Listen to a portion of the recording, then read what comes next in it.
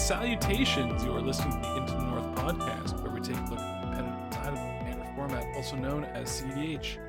I am one of your hosts, Lyndon, aka Noobzors, and today I'm joined by my co-host, Reed, aka Sick Robot. What's up? And Morgan, aka Spleenface. How's it going, everyone? And in this episode, we'll be covering vibes. I don't know. It's the vibes episode. Yeah, it's kind of just like what we've been doing in CDH and how we've been enjoying the format. Yeah, really more about like just like how we're enjoying it, how we're finding enjoyment currently, especially how we're experiencing it. Yeah. I wouldn't say just enjoy. It's like, yeah, it's not like, is it enjoyable or is it not? It's like, literally how have we been playing CDH recently? And then also talking about how we enjoy. So yeah, before we do that, what have you guys been up to since the last episode? Anything interesting? It's a great question because I can't necessarily remember when the last episode was, which is not a great sign. But I also can't remember the last one that Lyndon was on.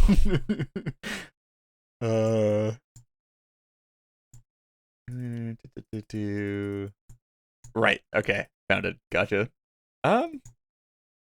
Yeah, not much. I mean, I guess Morgan's probably the person to talk for this one.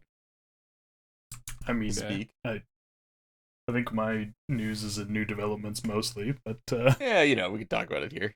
It's the vibes episode. Yeah, man. Screw segments. Screw structure. We don't have show notes. Who needs show notes? Literally, hold on. Let me just. That's the sound of me crumpling up our show notes. Yeah. Just go Toss 'em swish out on the your window. swish on your garbage can across the room. Yeah. Yeah, so do the yeah, bragging. so, all right. I guess now is the time to brag. We went to the Bufftown Bullies Win a UC event, and I understood the assignment. Very, very clear instructions, and I was able to execute and follow through. So that's my roundabout way of saying I did in fact win the UC. And what a UC it was. It is an incredibly it's nice like UC. it is like one Is of it better than your previous UC? It is so much better than my it's previous UC. it's probably the cleanest UC I've ever seen in real life. Oh wow. Yeah. So yeah, it was a lot of fun. Obviously, we are big fans of the Bufftown Bullies. Oh yeah, love those guys.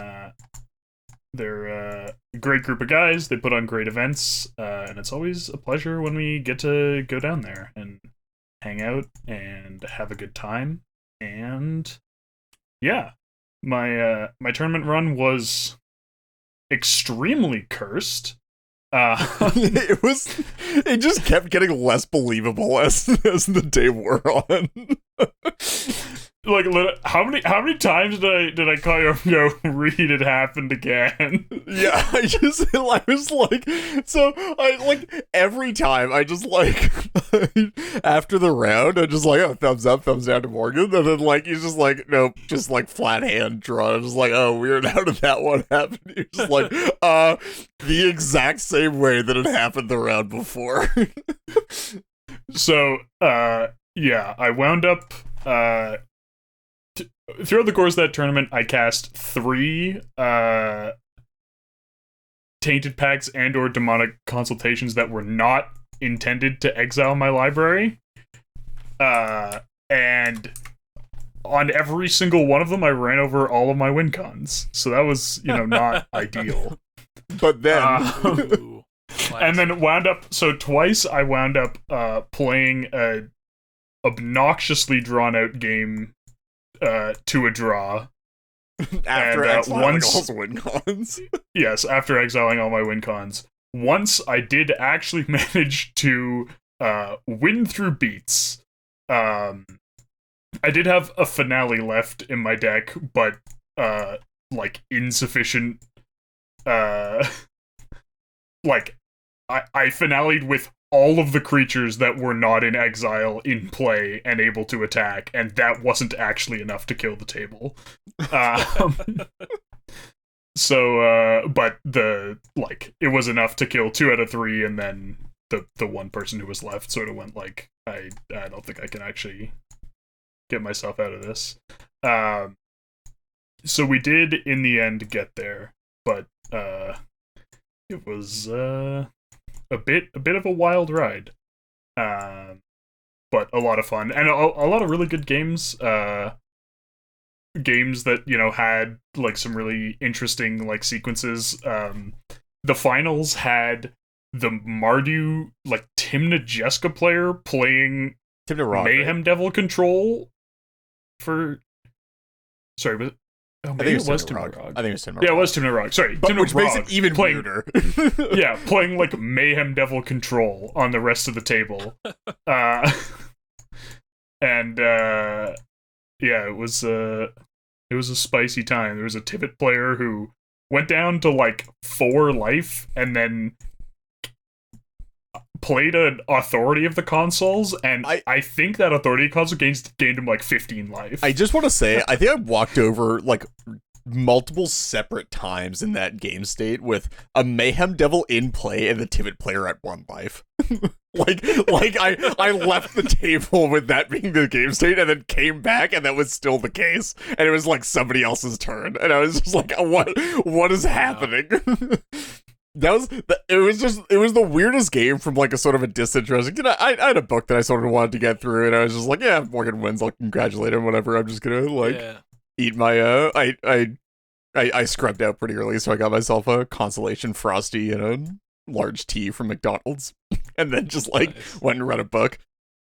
And that game was the weirdest one in multiple ways to like tune in and tune out of, because I started the viewing experience by like looking at the pod and being like, oh, Timna Rog going first, I see. Looks like you guys are just gonna die. And then I come back to Timna Rog playing like Mayhem Devil Control with like I think a Bowmaster at some point as well, and I was just like, this doesn't look right. What is happening? And then come back even later and Morgan just like going for cursed win attempts. But we got there. Interestingly, when I put the deck together, I kind of just threw in. So it was like Hermit Druid, Razaketh, Soul Cauldron, and then I threw in Swift reconfiguration and Devoted Druid, because I was like, the Swift is another way to give Hermit Druid haste and like just has some utility.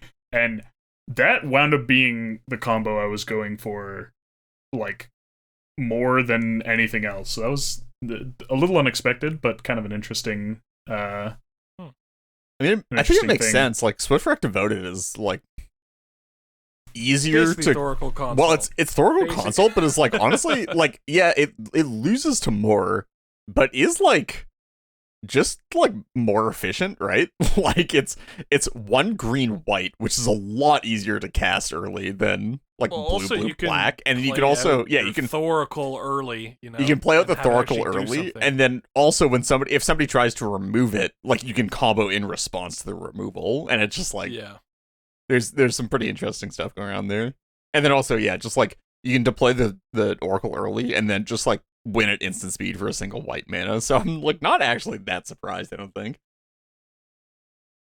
Yeah. Good stuff. We should. I do want to talk about that deck more, but we should do the rest of the pre-show. I was just gonna say. I was gonna say, sad I couldn't make it to that one. Yeah. I love making it to those tournaments, and I was just busy. I think this was one of the bigger ones as well, if I'm remembering correctly. I wouldn't be surprised if every tournament they start throwing becomes one of the bigger ones. Like, I just think that they're so well run. It's like such a good time. It's sort of a good location as well. Like, it's pretty central to a lot of like sort of upstate New York, like Southern Ontario, a bit of the Midwest. You can all sort of just like drive out. Yeah, no, it's awesome. Hopefully I'll be around to make it up to the next one. And when speaking of the next one, that's on December 2nd. Yeah, there you go. And it's for a Gaia's Grave. And some store credit. I think it's a charity event, right? I believe so. Yes, they're doing a toy drive. Awesome. because the C in CEDH stands for charity. Always has. As it should. Yeah, so they have, actually, let me read this off, because you should go check out their either their Discord or their Twitter. I think should have information for all this stuff. But CDH Tournament charity to drive to benefit Snuggle and Love. $40 entry, food included. You can bring a toy for $10 store credit. This is pretty great. And then yeah, first place Guy's Cradle and additional store credit for top finishes. Yeah, if you're interested in the area, would highly recommend. It's always a great time. Yeah. Good stuff. Okay, so kind of did it out of order. That was new. Yeah. We'll do housekeeping now, just to just to mix it up. So as always in housekeeping, we like to give a shout out to our new patrons. And our new patron shout out this episode goes to We Scissors and. What a username! That is not a. What a username! That is the full username. That's not a sentence I just stopped. You're like excuse me. What? We Scissors and what? Is it I'm not gonna lie. I was staring at it a bit before we started the show and trying to figure out if there was like a pronunciation trick or something. Where it's just like, oh, do you like if you say it really fast, does it sound like something else? And it was just like, no, no, not really. It's just sort of. If you do the vocal equivalent of like going cross-eyed, like kind of slur your words a bit. Say it fast. No, just we Scissors and. Yeah. Big shout out. Thank you for becoming It ain't that deep. Cool. So, on to the main topic of the show, which is just vibes and stuff. So actually, to continue the earlier discussion, because I feel like we hadn't built it let's just segue back to where we were. I did actually sort of want to talk about it a bit, because like, I feel like you haven't really talked about the deck that you're playing right now on the podcast, at least that much. And like, just like where you're at with it, what sort of motivated the building of it, and like why you're on it for tournament right now. Because I feel like it's interesting. And like the deck is, I feel like it's pretty far removed from historically, sort of what you've played in a lot of ways. Maybe not in context of like blue pot and stuff. Like it's like sort of blue potty ish in like some of the ways that like the win cons are stacked, but like also I don't think I've seen that particular stacking of win conditions like at all ever in a deck. Honestly, I haven't even seen this deck, so send me a list. So like the box so we can talk about it. Sure. Yeah, so it's TNT because of course, I have a brand. I mean, sort of. I feel like you have more of a brand, but yeah, probably. Yeah, it's TNT, and I was playing like a very stacksy version of Razakats, and like I did like having the stacks, but I felt like I was just I was like going to draws a lot in tournament and like just losing from winning positions because I didn't have good ways of closing out. So I decided I wanted to sort of shift into something faster. And so instead of playing like Rule of Laws and then creature-based reanimation, I'm still on the Razaketh and some reanimation.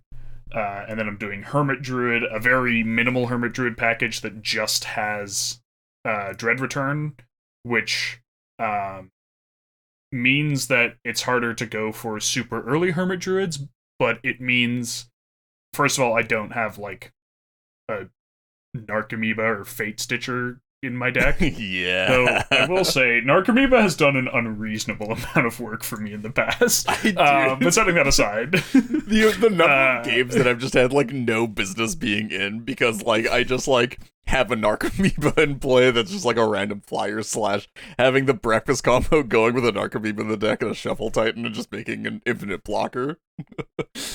But so it has that advantage of not playing bad cards, but also it means that in the late game I'm playing all of the good force draw trigger effects.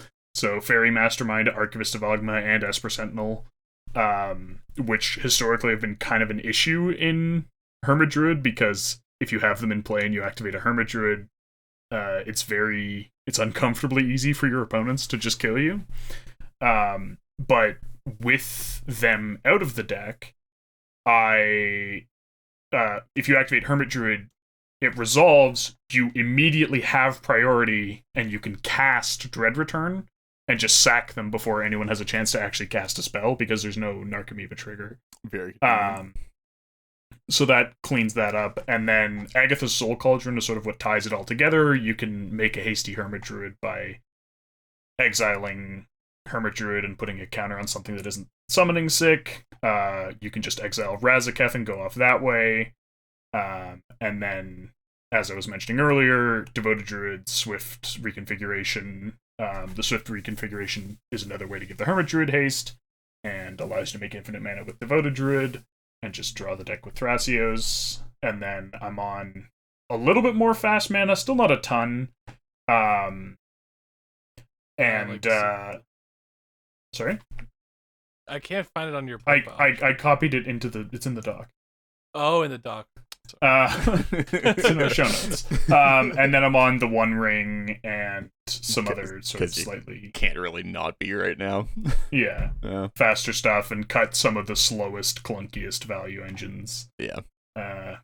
Though Faber Elder will forever live in my heart. I did actually think, and I don't think it works, but I just wanted to check. You can't Soul Cauldron Devoted Druid onto something and then Swift for a combo through it, right? Like the layers don't stack correctly? No. Because they annihilate, right? Counters just annihilate instantly.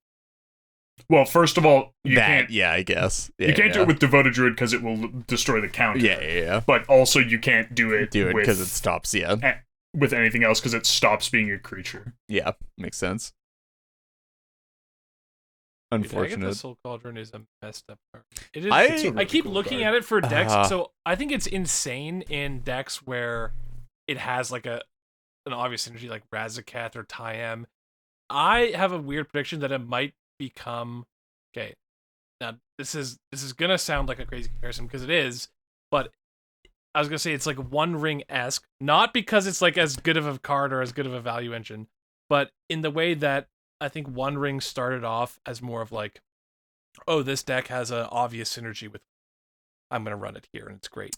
And then it just kind of over time became just generic for every deck. Weirdly enough, I actually sort of agree, not in terms of like, I don't think every deck's going to be on it because that's wild, but I do think that like, I do think that it's going to be like some decks just are going to have like just some number of relevant like activated abilities, and then in a format where that's just like saturated with Ranger Captains, and if you just like consistently have some dorky creatures in play, people are just going to like put it in their decks because it turns out it's just like pretty good at like doing a lot of different things, and then also like just does insane like like infinite Ranger Captains, like messing with Breach, like being an anti-rattlesnake for opposing Ranger Captains is wild. Like, yeah.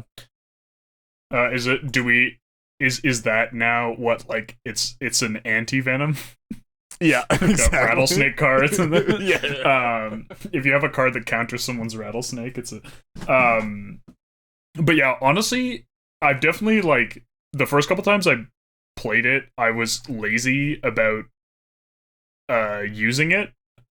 And then, I just sort of realized, like, just slowly munching, like, literally just cards out of graveyards, or, like, you know, there's a player with a Breach in their deck, just being like, hey, I'm gonna just take that Demonic Tutor out of your graveyard. Or like everybody's like, on Mnemonic Betrayals as well, and you're just like, I'm just gonna start taking the mana positive stuff out of people's bins. Take out the mana positive stuff, take out the tutors, and then like you can just feel a lot safer against like any graveyard recursion stuff. Yeah.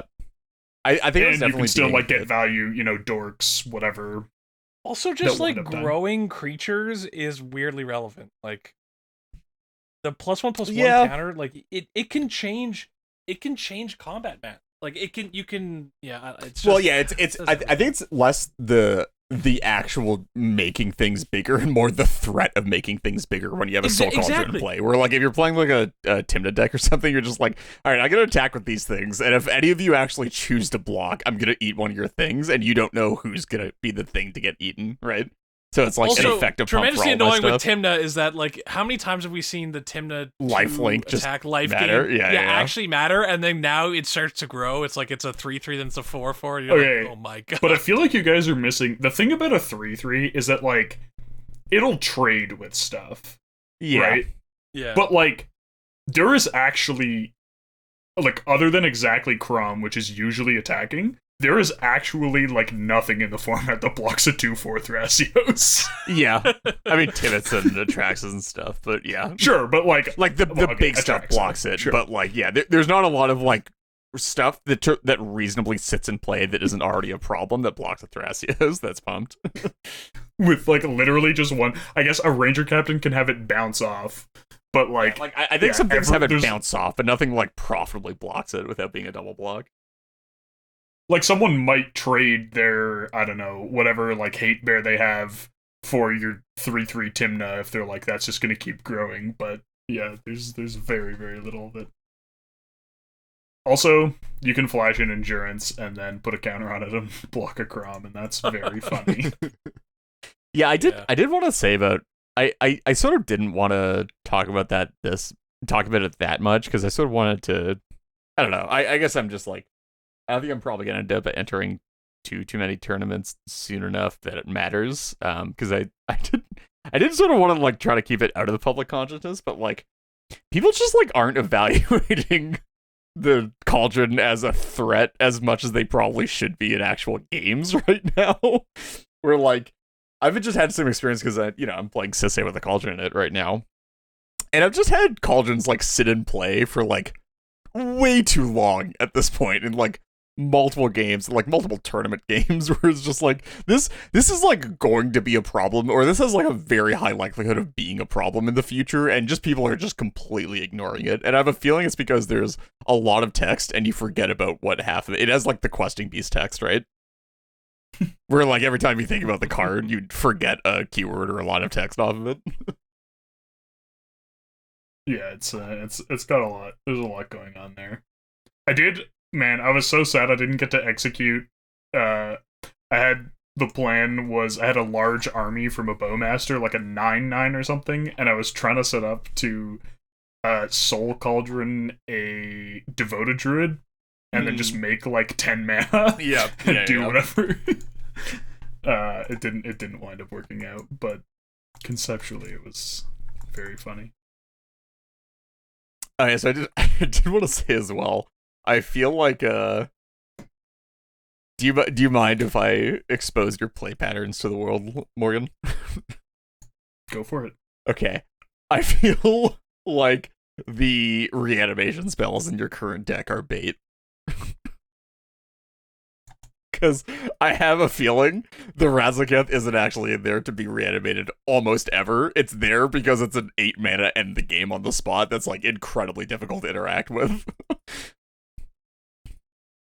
Maybe. Like it's actually at this point, especially with this style of deck where you're just like not really stacksy and you just end up producing a large amount of mana with like just like a big cradle or something and like a bloom tender hanging around. It's just like, yeah, I mean, I'm just gonna draw into this ad nause thing that's not actually an ad nause but is actually harder to counter and just ends the game with more certainty.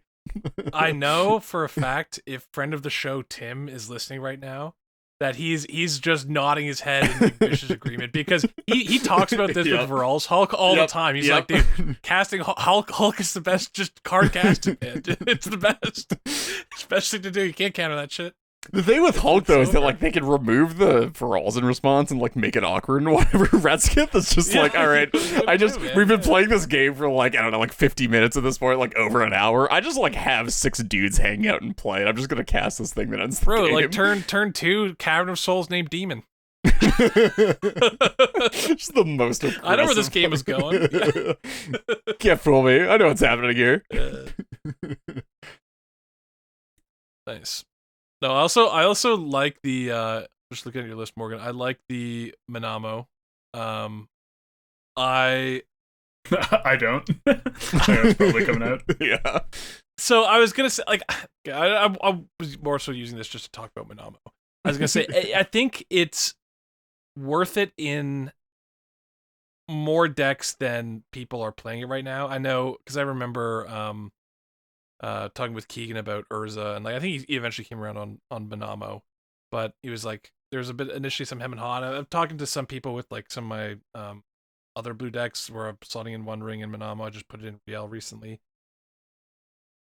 I think it just makes so much sense, and maybe in 4 colors it's too Yeah, your mana is I was too gonna much. say, I But I think even like 3 color, if I was playing like a I think I agree with like Esper deck, I think I'd be on Monamo. I think I agree with like a lot of like 3-color decks being able to probably fit it in pretty nicely. I mean, historically 3-color decks have been like pretty down to just be playing like the like, you know, if the Shizo is good in your deck or whatever, like, you know, like that kind of thing, just to have the whatever random utility land sitting around. Even like I've seen some people play like some pretty horrendously bad mana bases in 3-color and still be fine with just like, I'm just gonna play like 3 colorless utility lands, and then like this deck still functions because it's 3-color and the mana requirements aren't actually that bad. Yeah. Yeah, I've just been also looking at some other decks, like how much more do I even like, even leaning into it some more, like not Monamo specifically, but like just untappers for the ring, and more ring synergy. I mean, pieces. we were talking about this. I'm actually like totally fine to talk about this publicly because I've no Yeah, desire to sure. actually play this deck, and if anybody picks up the idea and goes and tests it, I want to hear about how it did from this episode, which is just like, I think Cody has some stuff to be done. With specifically with the One Ring, and then like a bunch of the Omni Twiddles in the deck anyway, because like the deck was already like Linden's monstrosity of untappers Cody is a different story. I don't think you should probably be on that one, but No, I definitely Tappers Cody is the truth. I definitely think that like actual twiddles, like Dream's Grip, Twiddle itself, whatever the white one is, Emerald Charm, have been like sort of like fringe playable in a lot of Cody shells already for just a bit, because just they're a free spell to cast into Cody to get your trigger, which like helps with mana requirements and a lot of win lines for early wins already for like turn 2s and stuff. But also they're sort of weirdly useful for getting up to a Cody activation. So you have like, you know, you have like Soul land drop Rings. mana vault. Well, it's not like soul rings necessarily, but a lot of it's like the single even then it's a untap stuff. ritual. Well, yeah, it's a ritual with soul ring, but like a lot of the time it's like Grim Monolith and Mana Vault are really good with twiddles because you can like turn 1 cast a Cody off of a Mana Vault and then like untap land drop, twiddle the Mana Vault as a dark ritual, and then activate Cody. Which just helps a lot. Like it sort of ups, like I've already said that like Cody, basically the more dark rituals they print, or like the more effective dark rituals they print, the better Cody gets, because that's basically the only limiting factor right now, right? And the other thing that I mean, you did have this to an extent in your build, but in the Untappers build was kind of built around this principle. Was like they are like the being an untapper is a free spell with Cody, and Yeah, that's what I was you have saying. to Where pay it's just mana, like, I don't know, yeah, when you have to pay mana for it, it's like it's pay mana to trigger Cody. It definitely kind of feels really bad. So I just think even untapping the vaults, being a free spell with Cody, and then as you're leading into the and rings, now like having like just having ring draws where you can like, maybe you're supposed to play a couple more tutors in the deck. I think it's already on e-tutor. Like I don't even know what the deck could add in terms of tutors, but just having like way more like consistently resilient hands now, where you just like try to instead turbo, because the deck's all mana anyway, right? Like you're just all mana and interaction. So just having like the alternate game plan of, well, I'm just playing like a bunch of like a fair number of twiddles in this Ring deck, plus Storm. like a bunch Ring of Storm, plus just like a bunch of tutors for ring and a bunch of mana. Like I'm just gonna, sometimes my game plan instead of going for Cody is just gonna be, I'm just gonna like try to for a turn 2 ring, and then like if I rip into twiddles, then the game suddenly like ends on the spot or whatever. I think there's space to work on that one there. Also, the ring gives like a kind of a. I mean, there's already built game plans for when you're low life, like in Nozzle, as you've Oh got. yeah, you know, it typical, especially Besiege the Mirror helped a lot with that because like besieging for sacking Cody plus getting a free breach off of like your BTL is pretty nice. But now, if it's like the game is stacked out, like there's rule of law, like it stacks out. I mean, obviously if there's a null rod, then you're doubly screwed. Yeah, you're just. But who plays if null there's rod like anymore? rule of laws or things that make it so that you can't really kind of push for your regular win and your low life, it gives you a very, very respectable. Yeah, absolutely. Yeah, I think there's like a bit of other space too. I think the thing with Cody right now is like you want to maintain the threat for an early win just because if people are winning with Vargoth, then you're gonna be able to take wins with Cody. I don't know what to tell you. But like the issue with Cody is that like you also want the backup plan for when you actually make it to like pass the cut, and then people actually start respecting the deck, and then you're like, okay, let me go like find some plan that isn't just like trying to like hoping to resolve a turn 2 like double protected win, because a lot of the time it's just like not gonna be good enough anyway. Yeah, I mean, I think clear to tie this back to what we were initially. Yes, it's like I think the ring is it's grown in its adoption, and people are starting to lean into the abuse of it more. But I don't even think it's reached its apex. You know. Well, also I think the abuse of the ring is is definitely an interesting place to be building into, and I think there's still fruitful ground to be broken there. But also, I think that it's not necessary. Like the ring is just a busted card anyway, even if you're not abusing it, right? Yeah. Which is like we're sort of in the. It's like the reverse way that Dockside sort of got like developed on, right? Where like Dockside for the longest time was just like oh, we need to run it with all these snaps with all this stuff, and then no, like, even before then it was just like, oh, we're just doing like only infinite stuff with this Dockside, right? Like it's like Dockside's a really good card, and then we're just like only gonna do like really like big infinite combos with it, and then like people realize like, oh, if you just like put some snaps and stuff in your deck, then it gets like really good as well. And then after that point, we're just like, well, you don't even really need the snaps a lot of the time. You just sort of like fill your deck with good cards, and you just use the explosiveness efficiently. But yeah, I feel like we're sort of like either mirroring or doing like the reverse Dockside kind of exploration or development right now with the One Ring, where it's like, yeah, like it was really good on its own. It was really good in these decks that were already building toward it, and then maybe it becomes worth building into a lot of these other decks. But also, it's just like play it. Card's good. Yeah, it can just be a full. I mean, I guess we can also talk about Rhystic Study too in this sense, and the evolution of Rhystic Study and CDH as a card. It really feels like we're now in the era where Rhystic Study is just a full-on game plan for a lot of decks. Right? Yeah, and I think that's a lot of it is also just because like you can cast it faster and more consistently than ever, and also the best decks in the format have a hard time playing through Rhystic Study without like playing their not even like winning through Rhystic Study, but like playing their game plan through Rhystic Study without paying for it. Yeah, and it feels like One Ring is also one of these game plan cards, and people are starting to really catch on to that. Well, I mean that's what I've been sort of like talking about for a bit now. Of like, I feel like we've now hit the saturation point. Where you can consistently build like a lot of mostly 5-color decks, but like in just a lot of like 4-color decks are very similar. Where there's just like a critical mass now of these sort of like decently game plan-y value engine cards that are between like somewhere like up to 4 mana, where you can just sort of like base your deck around like, oh, I'm just gonna like usually find one of these in my opening hand and be able to cast it on turn 2, usually at the latest. And then we're just gonna work the game from there.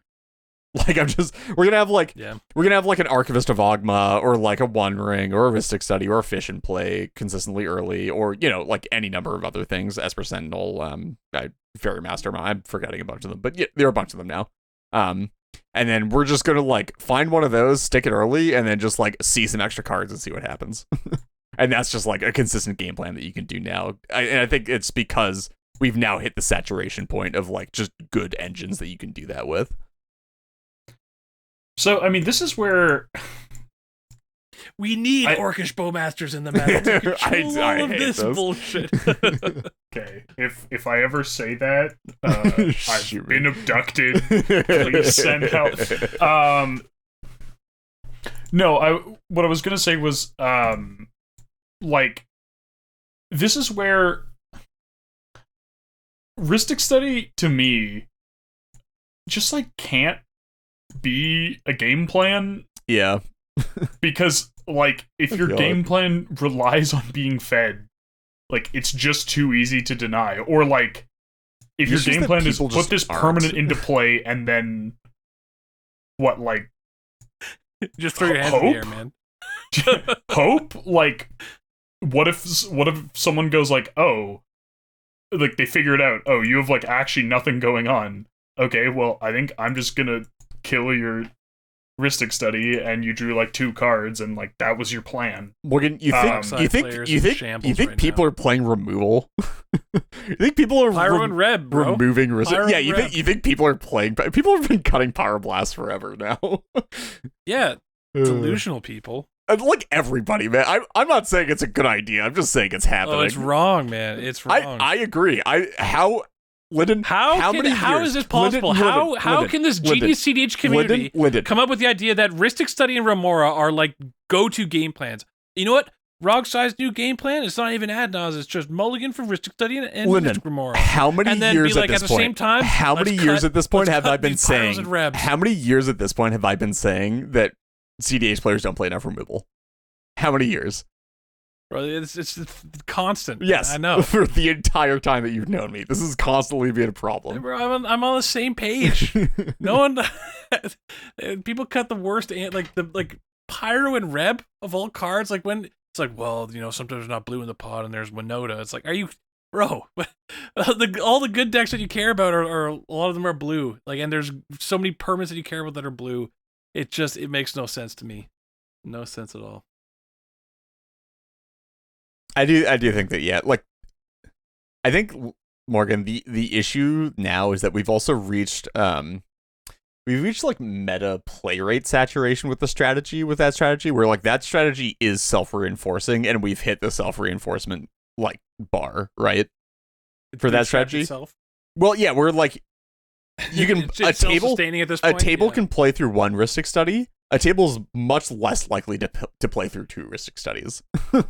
So like you maybe there's a table where you land a turn 2 Rhystic Study. It's usually going to be like you're going to be trying for turn 1, but like you land a turn 2 Rhystic Study, and then like the table is just like, okay, well, we can just sort of like play around this, and if we're playing 3DH, then like maybe this is worth it. If the person after you immediately then Sentinel. slams their Rhystic Study as well and doesn't pay for yours, they're like, you're now just going to be drawing off of every spell. Like, people just like are not going to be now caring about that, and it's a race to the Or bottom. don't you love too when the stacks player drops, you know, a tax effect or something, and it's like, okay, well, I guess I'm never paying for Rhystic Study again. Well, no, but that's just because you're a horrible person. Look, I wasn't paying for Rhystic Study before that. But Yeah, exactly. Yeah, That's what I'm now saying. I've got like, an excuse. come on, man. We're no one's buying this. Yeah, we're not. Oh yeah, I totally was gonna pay for the Rhystic Study, but now that you've now that you've done anything to slightly inconvenience me, I guess I can't. yeah. Okay. Actually, Morgan, while the subject is still your list and the spice you've been playing, I've got some questions for you. Rafine, how you been liking that? I love Rafine. I saw a list of yours with Rafine with like Timnon. I was like, man, is this really like? Because normally I'm not huge on the 3-drop slot, Especially like, like unless the it's got untapper flash. value that you have to have pre-existing board presence for. Yeah. Yeah, and but it just has so much like insane upside. And I was also actually thinking about it too, like because obviously you've got Razaketh, it's a fun discard outlet. Rafine and Agatha Soul Cauldron, man, wow, Yeah. wow, Yep. what a synergy. Well, also the one that people don't get is also the Dread Return with Rafine as well, where like you just like hit a point where you just sift through so much of your library that you find a Dread Return. You're just like, okay, pitch this and do my reanimation shenanigans without like having to paint mana now. Yeah. Also, I feel like the best testimonial for how good Rafine is how much Reed curses whenever I play it. I spend a lot of time trying to kill the Drake that card, I'm not gonna lie. The number of times, well, usually it'll be like one of my commanders was denied to me, like I got one of them, or both, like there's a Duranith down, Yeah. and I'm just like, well, I guess I'll play this Rafine, and Reed's just like, God damn it. Because I also know that people just like aren't gonna remove Rafines like ever. It's just gonna be. It's got gonna be Ward such 1. a That's basically problem. hexproof. Yeah, it's just it's the most Like, if people minor aren't paying for inconvenience. Ristic studies, they're not paying for Ward. What are you talking about? Let me see if there's any other notable includes. The Terra Sunder has been. Oh yeah, true. The Terra Goated. Center. I was actually looking at this. I was like, man, do I need to play this in like Gitrog? I feel like I've called every time I'm about to be Terra Sundered by that deck so far. Like, Yeah, but the best as part is soon as doesn't it's mean you about can to do happen. anything. Yeah, about I it. know. It's the worst. So I can see the bars. Nobody else can see the cage. I'm the only one that can see the cage. So here's a question on Terra Sunder and Swords to Plowshares. You're running both, but you're not running Assassin's Trophy. Can you just talk about your like why you evaluate both these cards ahead of Assassin's Trophy? Sure. Swords is 1 mana. Yeah, and that's Terra a Sunder Swords answers the goated. 1 ring. Yeah, Like, so you unironically, don't- that's why I'm playing Terra Sunder. No, okay. I obviously understand why you're playing Terra Sunder because nothing else will answer One Ring. I mean, it's like I mean, people on the Razakut But- server were trying to sell me on Haywire Might. I do like the flexibility of kicking it to remove creatures, but Haywire Might, especially with the Soul Cauldron. Yeah, but are you ever sacking a board to remove multiple One Rings? Like, I don't know, man. Well, I mean, you can remove breaches and Ristic Sure, Studies. I guess. Yeah. Yeah, actually, Haywire Might's kind of hot. That is kind of hot, actually. And who's playing Oof anymore, right? It is creature tutorable, obviously. I also just like Oof doesn't bother me that it's much. efficient. Yeah. Like and I feel like as they've printed more creature rule of laws, they're not artifacts and enchantments anymore.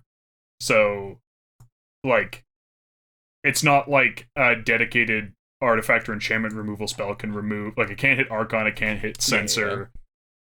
Yeah. And I feel like people generally don't play Eidolon, so it's like it's just Aethersworn Canonist that the Haywire Might can't hit that like a unrestricted artifact or enchantment removal could. I guess Metamorph copies. I don't think you're ever removing an Esper Sentinel. Like, did I tell you that this weekend at locals the dress down Metamorph thing came up again?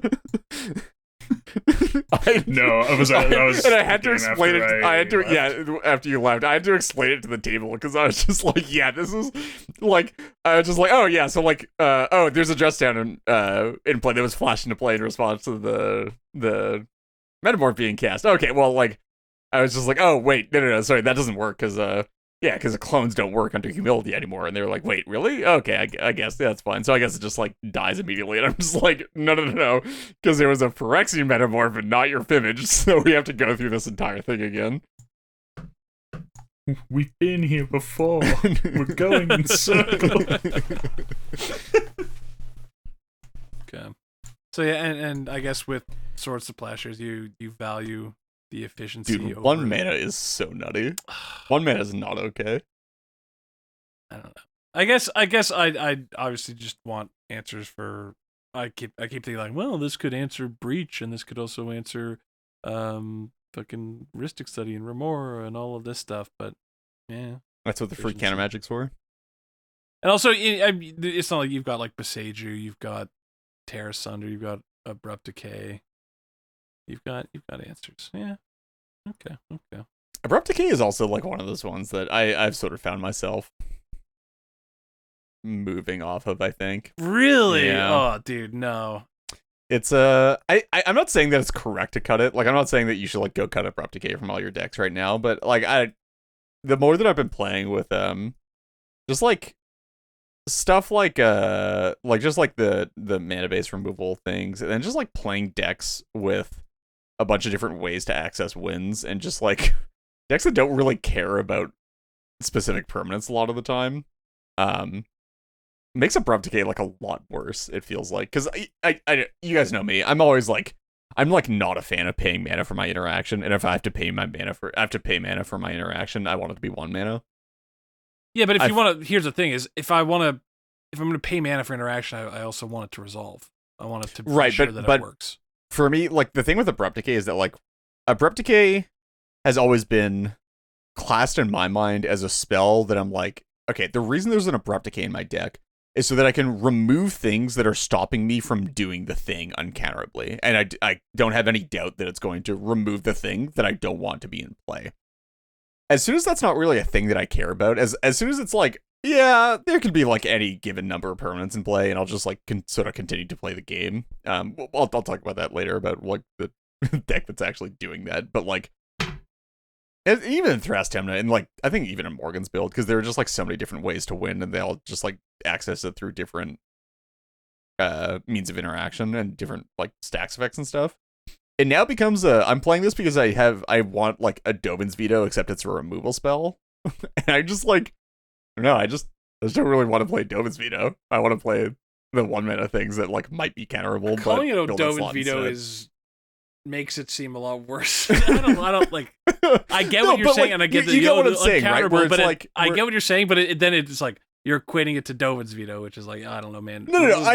I understand it's a bit of whatever it's called. I'm exaggerating a fair amount when I'm calling Abrupt Decay Dovin's Veto, but I'm saying that like once you're not using it in the role of this is an uncounterable way to force through removing a thing that I can't have exist in play anymore, and you're just using it as a disruptive thing, it like loses a lot of its sheen, right? Yeah, I don't know. I'm still a big Abrupt Decay. Yeah, I'm not saying don't cut it. I think the card's still incredibly good. You should probably still be playing it. I'm starting to see the alternatives now. It's the cracks are showing. Okay. Yeah, I think Reed's just lost it, honestly. Yeah, probably. Okay. Way past saving. Glad someone else said it too. So unless Morgan, is there anything you want to kind of talk about in your sideboard that you were considering? Got some fun stuff. I wasn't expecting this to become a deep dive into my deck list. I just thought it was interesting to talk about, and I'm glad to talk about it. I feel like we haven't had this discussion much. So I've had a bunch of people ask me why the Divining Witch that's in the sideboard isn't in the main board, and the truth is, I don't feel like I have a good answer for that question. But also, I don't want to play Divining want to put it in. Yeah. Yeah, but dude, put Agatha Soul Cauldron, man. You know, then it's hasty and it's right. But like, look, I legitimately don't have a counter to that argument. Yeah, okay. I just don't wanna. Just don't want to play it. Fair enough. Like, can't make. You're saying that as a joke, but like, you're right. Like that is a true, like, pointing that out is an accurate thing to point out. That like it works basically just as well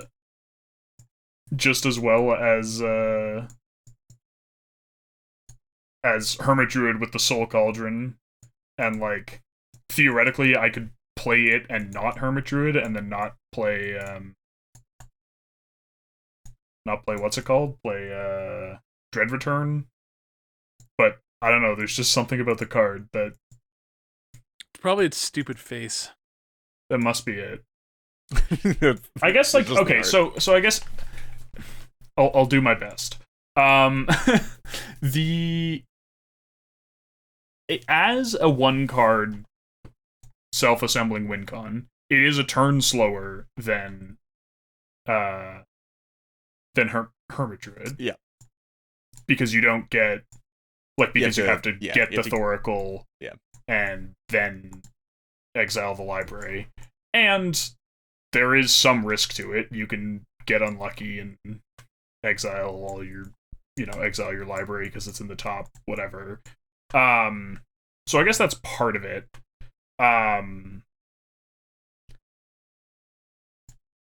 And then, like, I mean, it costing 2 mana and discarding a card is moderately annoying, and I guess, like, the Dread Return is also not that bad, because there is a Razaketh in the deck, and... Yeah, you know what? I'll defend Dread Return, because I feel like it's a lot of the time counted as like a dead combo card, when realistically, like a lot of the time, especially when you're playing in the later game with Thrasios Tymna, you just sort of have the mana. It's just like, yeah, this is a bad reanimate, but it's still a reanimate, and it's not like a totally unreasonable amount of mana to be paying for a Razaketh if I just like have it in the graveyard anyway. Well, the other thing is that it is like, it's a reanimate that they need to counter twice. Yeah, in, like, that's true also late the other game, one, right? where you just go like, cool, I'll cast Dread Return. Oh, you countered it? Okay, well, I'll do it again. want to see me do it again?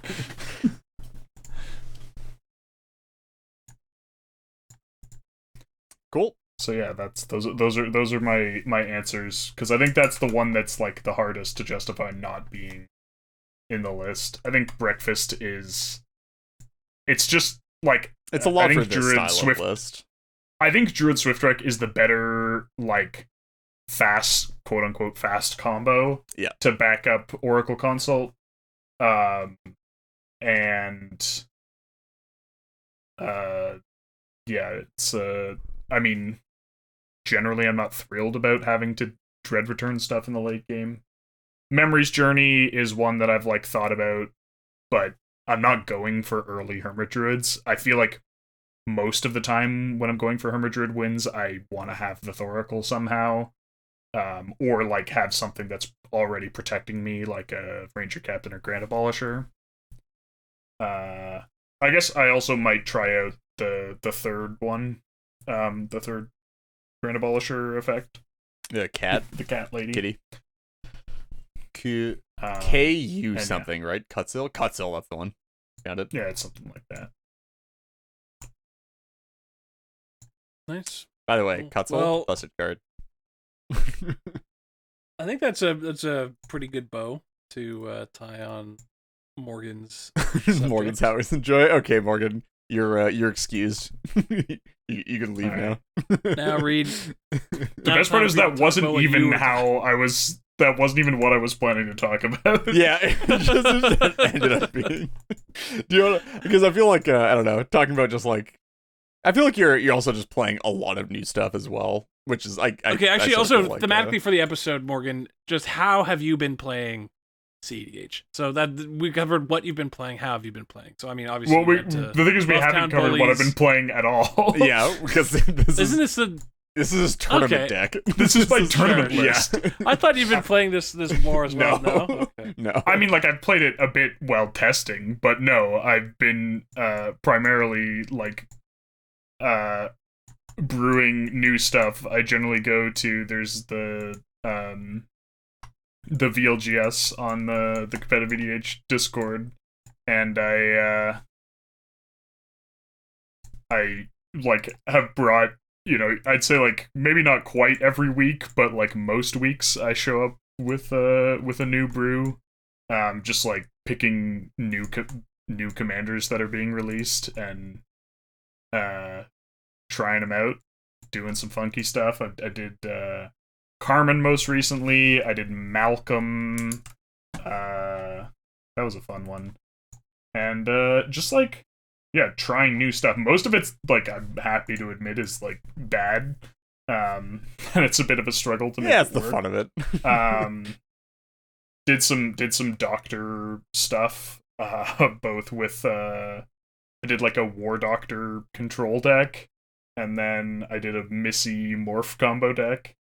Oh god. Yeah, just hey, I pulled off the combo once, and I was like, this is All right, horrible. that's I'm it. not doing this anymore. That's it. That's all I need. Did you end up playing with the I meant to do this as well. Did you end up playing with the Black Companion? Forget what is it? No, I didn't. I was playing Jeskai. Yeah, War okay. Doctor. I like having counter spells. Yeah, which is a reasonable things to want. I think that I should go ask Michael Levine about if he ever actually built and played that deck, because it was pretty interesting. It was the whatever the green red doctor is, plus the black companion. Which black companion? So The one that like 4 force mana, draw lose life one. Yeah. Yeah. Okay. 4 mana Because and I step you actually, draw, lose life. I mean, for I CMC. can. There was a guy in or my cards for card in hand, rather. LGS Discord who was talking about like a food chain doctor deck. And Yes, that's the Sultai version, I think, with that and the. Well, no. So he had done a non-Sultai version, and I was like, I'd rather do like third doctor plus do Sultai, because he was doing with red instead of black. I was like, yeah, no, that's. Oh yeah, no. But then so then I was like, okay, I'll do this with black, and it's like, well, now I've got a commander for food chain that does the treasures and clues, so you can draw your whole deck, make infinite non-creature mana, and then you also have like a value engine, even though it's not like amazing and can punish you by dealing you a lot of damage if you're not careful. It does give you a bit of both. I also thought it was very interesting the first time that I was also, sorry, Morgan, completely taking over your topic again. I also thought it was sort of interesting when I built it. Like I built a version. I think I played a couple of games with it. And then I realized that I was just like, oh, this is just like, depending on what you're playing this for, this is either worse than Atraxa or worse than Ukima Food Chain. Because to me, I versus Atraxa. Yeah, because Atraxa just like has a different deck. I don't think so. I think the deck just like has an additional color. The food chain and then partner deck is the same thing as Atraxa. Yeah, because Atraxa is also a food chain deck and just gives way more value. But it's and not. Gives you It's not a food chain deck in the same way. I don't. You can make it. It just happens to not be best built in that manner. Like you get way more out of just like building it to be more mid range, which is like also where you would want to be with food chain, right? Like you want to play a mid range food chain deck. You just can't because the commanders aren't good enough a lot of the time. Yeah, I mean we've just never had the good enough like mid range. Yeah, I mean that's fair. And then I guess Ukima food chain just actually. I think it's better than Ukima. But you can't. No. But the issue is like with Kazuru Ukima, you can't run over your win conditions because your win condition is in the command zone. That's the one advantage it has. Well, that's why you would play the Sultai version instead of like the higher color versions, right? No, but I think Kazuru Ukima provide a it might be the most unique thing you can do outside of the traditional like normal food chain decks. I still think the new Doctor might be the best Sultai food chain deck. Okay. Even though it might be worse than the other, 5-color food chain decks or whatever, Kazuru Ukima will provide something unique. I don't think it makes it necessarily better than the Doctor. But also, I mean, I kind of stopped working on that brew because it was just so boring. I don't know, it was like that's also the other problem. That if you're there's no really build around. Sultai right? decks are just sort of like a lot of the time, just sort of like, oh, I have a deck. Well, no, it can be interesting. It's just the commanders provide nothing interesting to build around, really. Yeah. Yeah, Morgan, did you want to? Are you done? Actually continue? I think I'm good. All right, cool. All the new decks. Okay. Well, you don't want to get interrupted again and then have us go off on another tangent about some unrelated deck. No, I'm good. Cool. Okay, Reed. Cool. Your turn. Yeah. So I've been like, I don't know. It's definitely been like the last year or so of CDH for me has definitely been the least I've played in my time playing CDH, which is that there's goods and bads that come with that. I definitely want to be playing more, but it's also like, I feel like I'm now more selective with my time that I invest into actually playing games of CDH in terms of like, I sort of want to play with like known play groups a bit more, or just like, just like people that I know are going to produce fun games, or, like a lot of the time, like playing pods that I think have interesting compositions, or like compositions that are like, that will produce like engaging gameplay. So like either like we'll play like I want to play like a lot of the time like 4 meta decks or whatever, like like some good like decent mid-range high color decks, and then like maybe one like other one thrown in there for spice or that kind of stuff, or just like otherwise with friends, playing a bunch of low power stuff, that kind of thing. But honestly, I have just really enjoyed playing and not even just playing, but like really doing some heavy iteration on Sisay recently, because I don't know, it's been a while since I've had a deck that I had a lot of fun playing in games, and also had like a lot of interest in sort of iterating, and I felt like there was a lot of room to work on like improving a shell, and like really like thought there was like still a bunch of space to figure out a bunch of stuff about it, and like test out a bunch of different directions, and find the ones that I really like the best, and sort of like, you know, tailor a deck like fully to how I like to play it. Sisay is sweet. I've been enjoying the games. Yeah. It's even though I wish it was more. I know that this is your year where you played the least amount. I mean, I've gone through, you know, I guess maybe the full past calendar year, I've probably played very little CPH. Yeah. Definitely the lowest. Not necessarily since just 2023, but like going back to probably about like, you know, September, October last year to now. Sure. Yeah, very, very little CDH for me comparatively to the rest of my time, but kind of been picking back up a bit recently. And yeah, just playing with Sisay, it's a lot of fun, and it gets me because I remember looking at Sisay in the past too.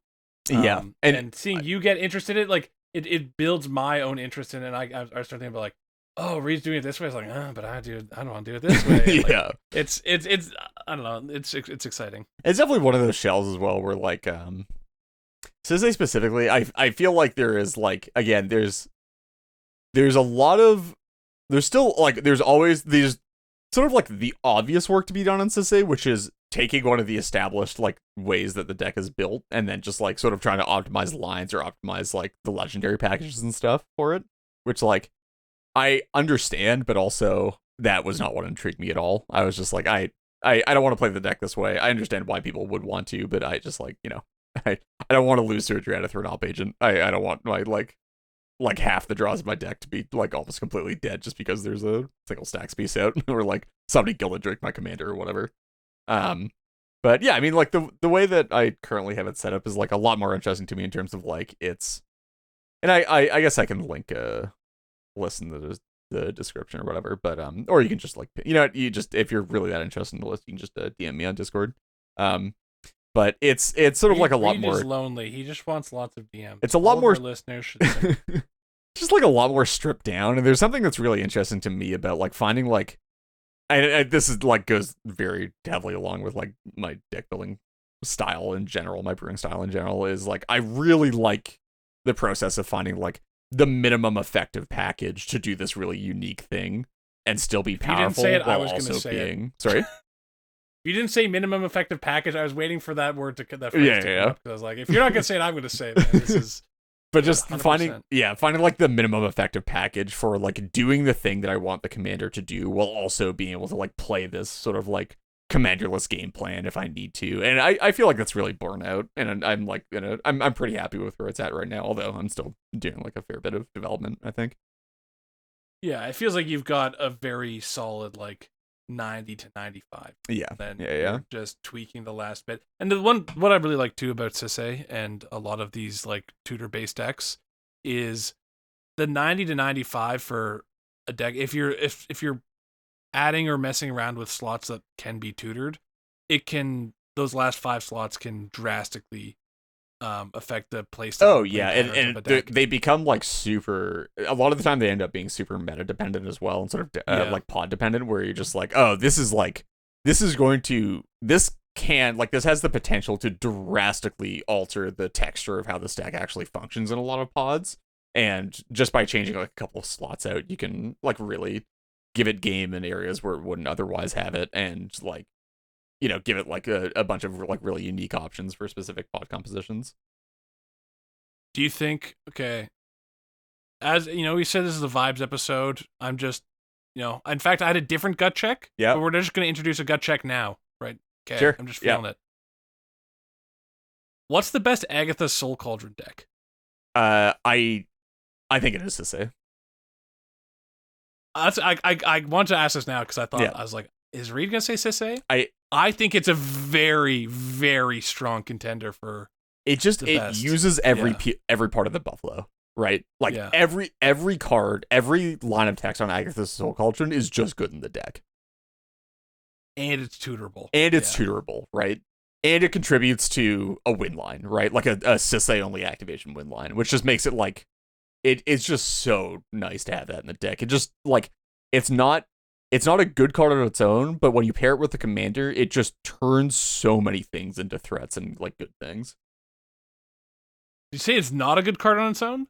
I think it's like fine on its own. Okay, because I think that goes a bit against what we were talking about like earlier. it's definitely like a bit of a threat on its own. You need like active a lot of the time. Like you need to put in the work to make it good. I think. So like when you don't have a Sisay in play, it takes a bit of work to make it actually like a good card. That's like not just like functional and like situationally good. But yeah. I guess the Soul Cauldron turns your Brain Freeze into a real Magic card. There are some times where like you you like just suddenly turn a Soul Cauldron into a great card and it just wins you the game because people didn't notice. Yeah. Okay, Morgan. Best Agatha Soul Cauldron. I mean, Sisay. You think Sisay as well? Yeah. Okay, so I agree with most of what Reed's saying, although I think there's some wiggle room. So we'll elaborate. So, okay, I guess, like, maybe you could make an argument, depending on what you mean by best Soul Cauldron deck. Yeah, that's sort of what I was gonna. Yeah. Okay, like you could have a better deck the best with deck Soul that runs Soul Card. Yes, no. The deck that. But I uses think Soul there are Cauldron the best and also maximizes decks its that strength. benefit more from Soul Cauldron. Yeah, that just that aren't start than much Sisay. worse. Yeah. So, like, I don't know. There's sort of Okay, how do you want to frame the question, and then frame the question how you want? I think on the average, I think it's Sisay. Like, if you combine those two metrics of how good is the deck with Soul Cauldron, and also how much did it benefit from the printing of Soul Cauldron, I think it's Sisay. I think if you only optimize on one of those, you could make, like, there's arguments for something else. Okay, I mean, I'll be the devil's advocate. I'll say Tayam. Okay, because I think the thing with Tayam is that it's a really great card in Tayam, but it's not a part of any of the like integral new combos with him or anything like that. It's just he's just another deck that uses every part of the Buffalo.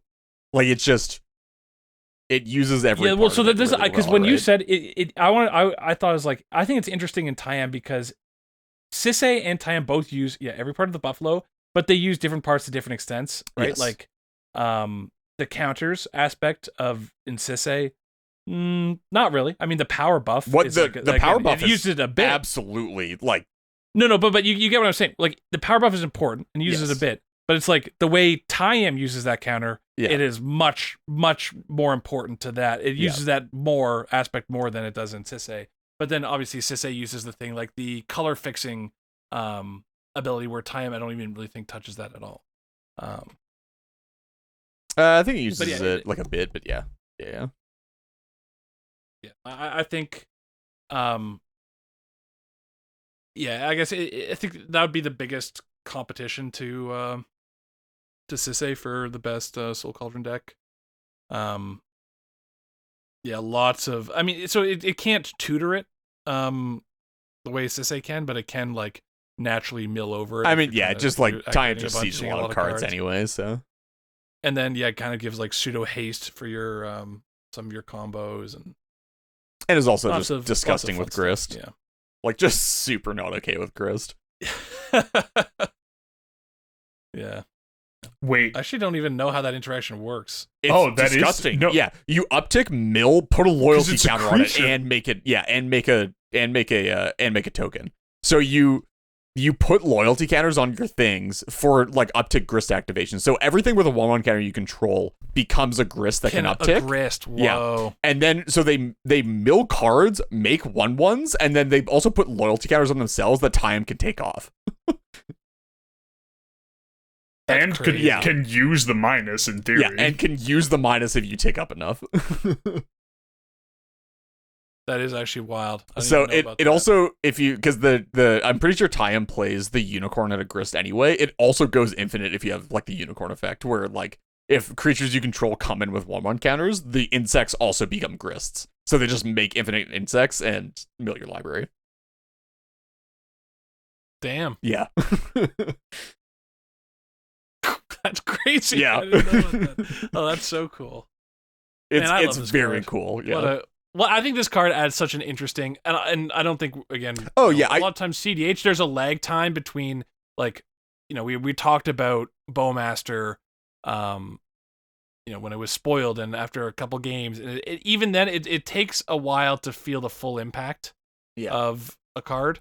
CDH kind of moves just a bit slow, and I think Agatha's is going to be, we're going to be seeing how this is shaping, and this is definitely a card too where, especially with One Ring now in the meta too, it's like I think this might push people even more into null rods, and there's going to be a kind of a weird give and take, and seeing how the meta kind of adapts and evolves is going to be very interesting. Yeah, we'll definitely see. I mean, the thing about Soul Cauldron for me has always just been that, like, or not always been, but like looking at Soul Cauldron and looking at how good Soul Cauldron is, even if Soul Cauldron was like just like insanely good and a new staple in like almost all decks, I think it's the exact right kind of design to be that good of a card. 100 agreed. Because it's like, it's not like just like generically powerful. Like there's weird, interesting use cases for it. It's not just good across the board. You have to, like, you either have to put in work, or the meta has to look a specific way, or like people have to be playing like specific types of cards.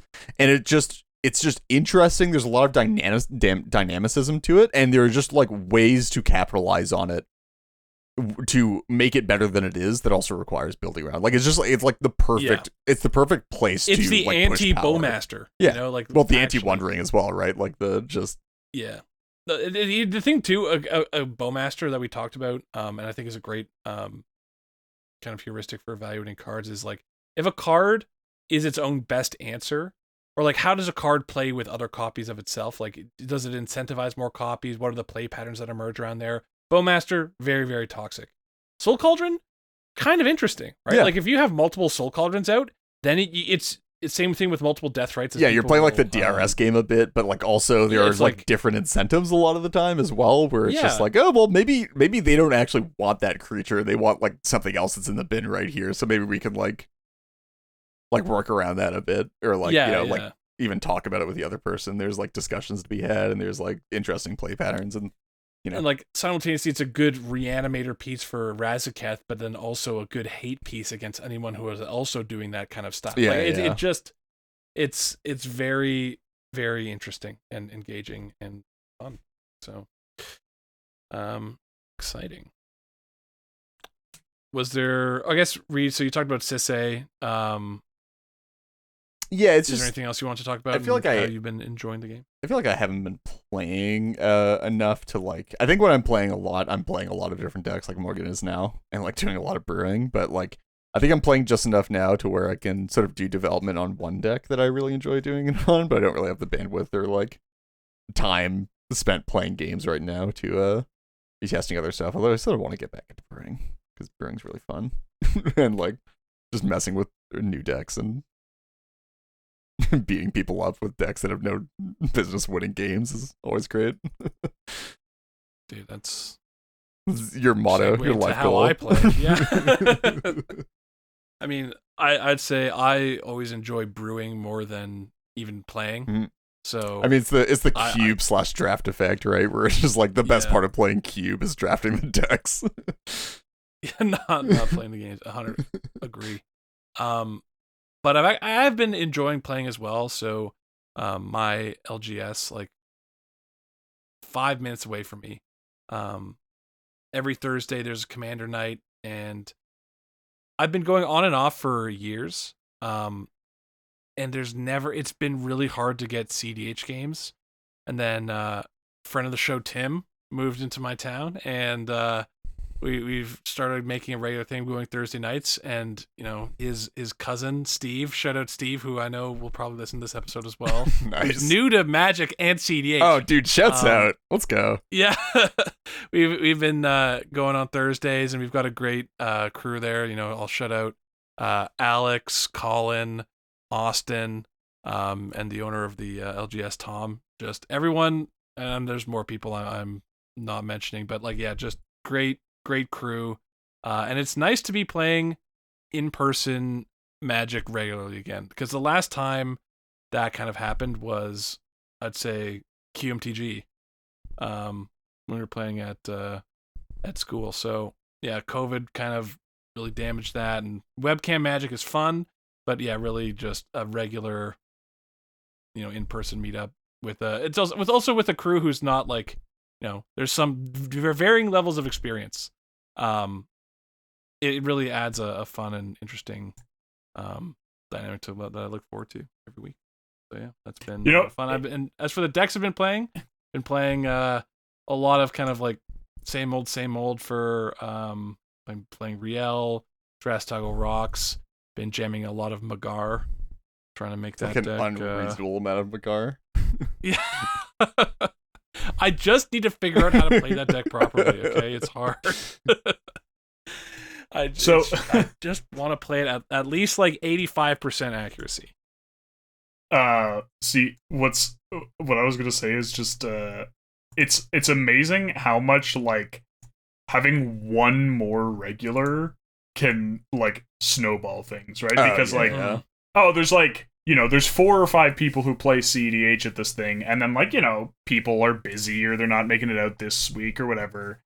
And then like you get a core, if your core goes from like 2 people to 3 people even, then that like means that you can consistently get 4 with only like 1 of 4, less regular people showing up, and it just like snowballs. And then when you start having regular meetups, more people like get involved, and it's really funny to see how much that like tiny like, oh, one more person started showing up, and now like we have a local community.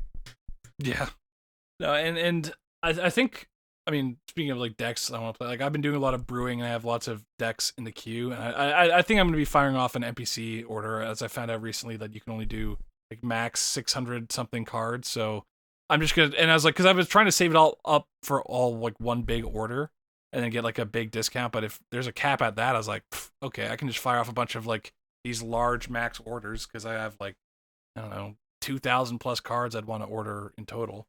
So I might as well just fire off a couple 600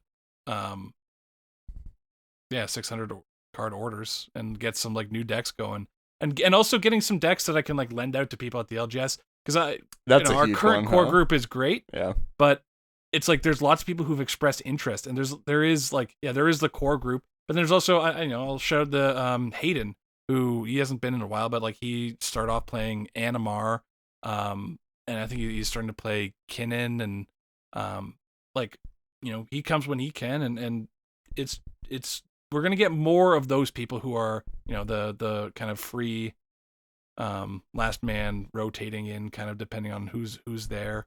Maybe we can even get like 2 regular pods going. That'd be sweet. But like just having access to new player friendly decks, and like just a variety of stuff that people can try without having to put in the work to proxy themselves or brew and tune themselves. Be a lot of fun.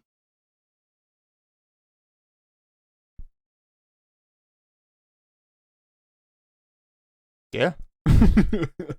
Definitely. I think I think I'm probably gonna try to get more involved in the local Toronto scene as well. I think we can probably make it up to 2 pods. We just like, I don't know. We probably have to do a bit more outreach, but I guess we'll reminder that for anybody listening to the episode that is in Toronto, we do have local play groups. We're a local play group that we typically have meetups on Wednesdays at Harry T, and then Sundays at Face to Face.